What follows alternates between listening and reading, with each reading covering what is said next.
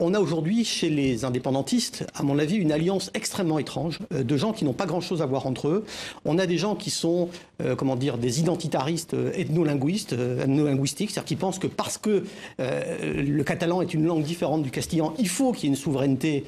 sur la Catalogne, ce qui me paraît absurde. Je ne vois pas pourquoi est-ce qu'une langue équivaudrait à une souveraineté, et qui pensent que les traditions catalanes font de la Catalogne une région structurellement, irréductiblement différente du reste de l'Espagne, ce qui me paraît extrêmement exagéré.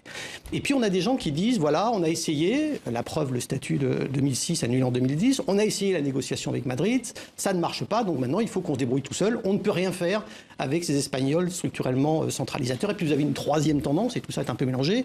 de gens qui sont alors plutôt de gauche, socialistes, communistes, etc., qui disent, si on veut transformer, faire un pays vraiment social de la Catalogne, il faut qu'on le fasse seul, parce qu'il n'y a pas moyen de le faire avec le reste de l'Espagne. Tout ça se mélange, fait